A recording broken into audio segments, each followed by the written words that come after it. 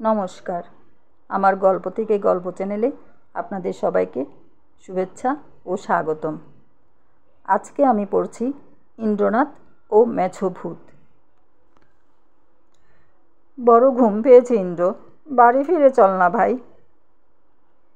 ইন্দ্র একটুখানি হাসিয়া ঠিক যেন মেয়ে মানুষের মতো স্নেহাদ্য কোমল স্বরে কথা কহিল।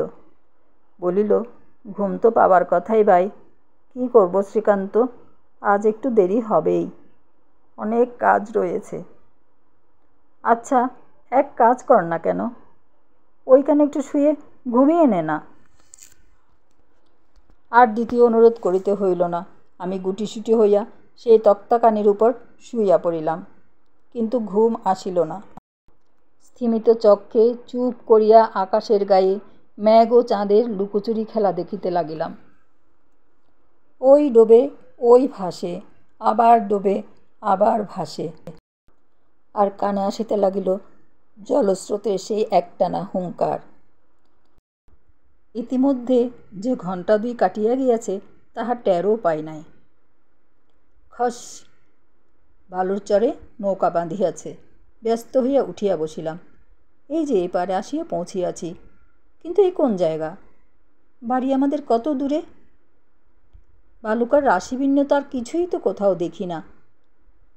প্রশ্ন করিবার পূর্বেই হঠাৎ নিকটেই কোথায় যেন কুকুরের কলহ শুনিতে পাইয়া আরও সোজা হইয়া বসিলাম। কাছেই লোকালয় আছে নিশ্চয়ই। ইন্দ্র কহিল, একটু বস শ্রীকান্ত, আমি এক্ষুনি ফিরে আসব, তোর কিচ্ছু ভয় নেই। এই পারের ওধারেই জেলেদের বাড়ি। সাহসের এতগুলো পরীক্ষায় পাশ করিয়া শেষে এইখানে আসিয়া ফেল করিবার ইচ্ছা আমার মোটেই ছিল না। জবাব দিলাম, ভয় করব আবার কিসের, বেশ তো, যাও না। ইন্দ্র আর দ্বিতীয় বাক্য ব্যয় না করিয়া দ্রুত পদে নিমেষের মধ্যে অদৃশ্য হইয়া গেল। এটা কোন জায়গা তাই ভাবিতেছি। দেখি ইন্দ্র ছুটিয়া আসিয়া উপস্থিত হইল। কহিল, শ্রীকান্ত, তোকে একটা কথা বলতে ফিরে এলো। কেউ যেন মাছ চাইতে আসে, খবরদার দিস নে, খবরদার বলে দিচ্ছি। ঠিক আমার মতো হয়ে যদি কেউ আসে তবু দিবি নে, বলবি মুখে তোর ছাই দেব, ইচ্ছে হয় নিজে তুলে নিয়ে যা।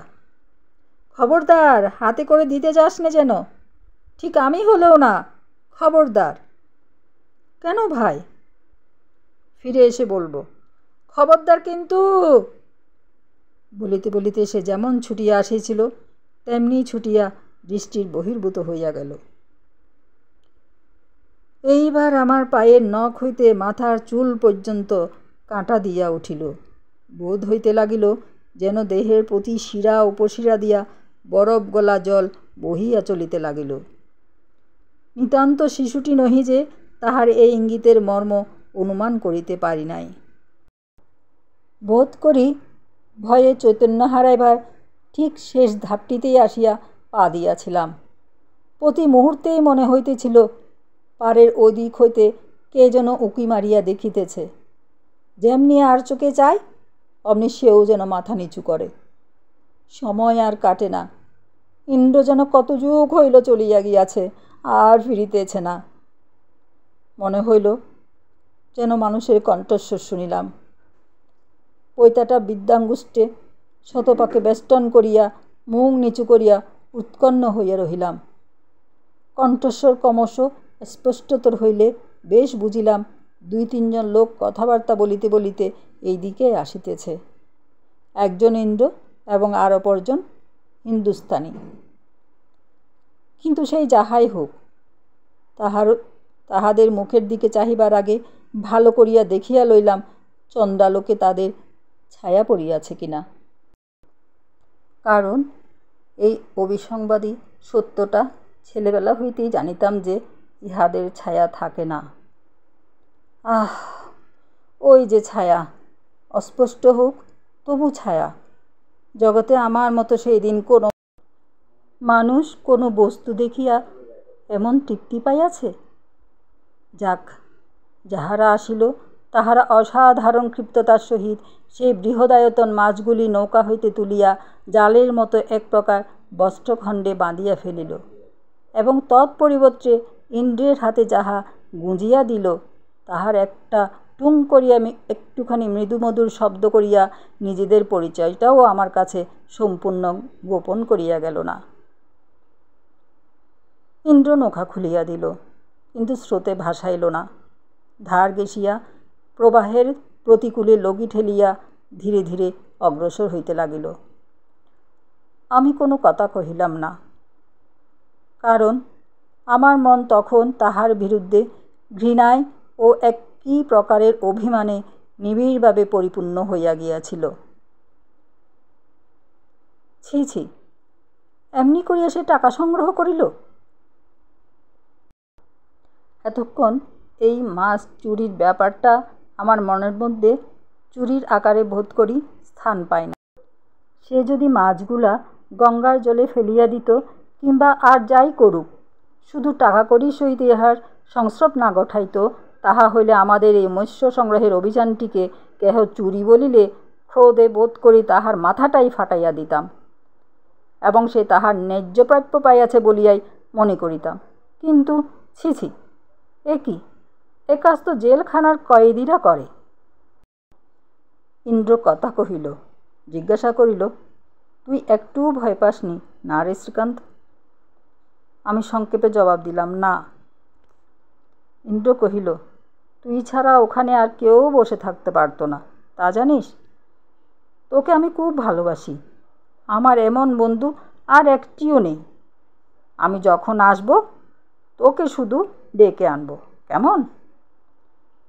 আমি জবাব দিলাম না, কিন্তু এই সময়ে তাহার মুখের উপর সদ্য মেঘ মুক্ত যে চাঁদের আলোটুকু পড়িল, তাহাতে মুখখানি যে কি দেখাইল আমি এতক্ষণে সব রাগ অভিমান হঠাৎ ভুলিয়া গেলাম।